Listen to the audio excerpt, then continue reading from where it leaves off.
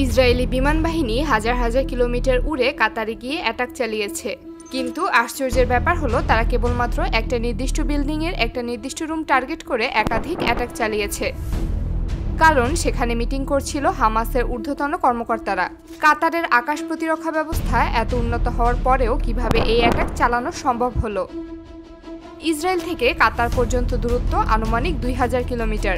সাধারণত এত বেশি দূরত্বে অ্যাটাক চালানোর জন্য উচ্চ ক্ষমতা সম্পন্ন ব্যালিস্টিক মিসাইল ব্যবহার করলেই হয়ে যেত।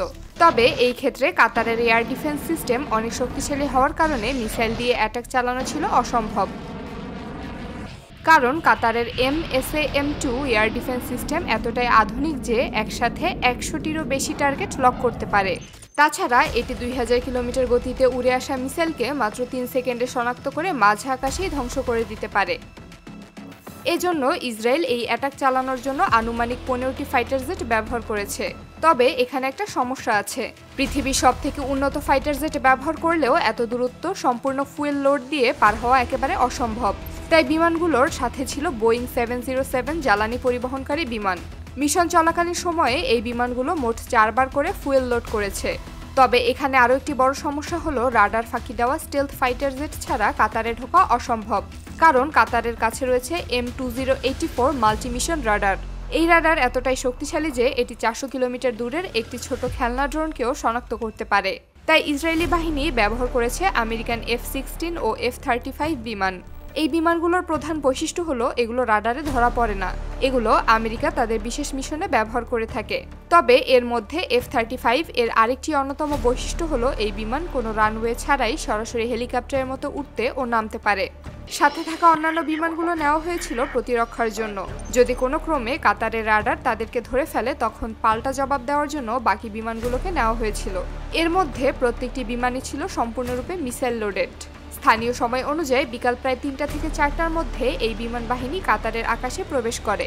তবে তেল পরিবহনকারী বিমানকে রাখা হয়েছিল কাতারের আকাশ সীমানার বাইরে।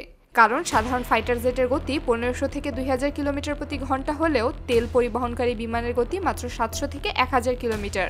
এর প্রধান কারণ হলো যে কোনো যুদ্ধ বিমান যত কম উচ্চতায় উঠবে রাডার ফাঁকি দেওয়ার সম্ভাবনা তত বেড়ে যাবে। এই মিশনে ইসরায়েল ব্যবহার করেছে প্রায় 80টার বেশি বোমা ও মিসাইল। তাদের মধ্যে ছিল বিশেষ বাংকার বাস্টার বোমাও। একযোগে প্রায় 10টিরও বেশি গাইডেড মিসাইল ব্যবহার করে নির্দিষ্ট ভবনের উপর হিট করা হয়। বাংকার বাস্টার ফেলা হয় 6তলা ভবনের একদম উপরে। সবগুলো ছাদ ফুটো করে দ্বিতীয় তলায় পৌঁছে টার্গেট হিট করেছিল।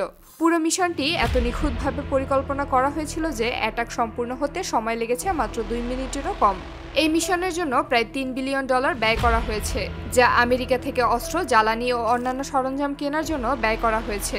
কিন্তু অদ্ভুতভাবে ইসরায়েলের এত প্রচেষ্টা কোনো কাজেই আসেনি। কারণ সবচেয়ে আশ্চর্যের ব্যাপার হলো হামাস নেতাদের অবস্থান শনাক্ত করার প্রক্রিয়া। তাদের ফোন ট্র্যাকিং করা হয়েছিল। মূলত এই ফোন ট্র্যাকিংয়ের মাধ্যমেই তাদের অবস্থান সঠিকভাবে বের করা সম্ভব হয়। কিন্তু ঘটনার নাটকীয় মোড় আসে একেবারে শেষ মুহূর্তে। হামাস নেতারা তখন নামাজে ব্যস্ত ছিলেন এবং ফোনগুলো তাদের রুমে রেখে গিয়েছিলেন। ফলে প্রায় নিখুঁত পরিকল্পনার মধ্যেও কোনো নেতা আহত হননি। এই ঘটনা বিশ্ব রাজনীতিতে ব্যাপক প্রভাব ফেলেছে। যুক্তরাষ্ট্র অবশ্য নিন্দা প্রকাশ করেছে।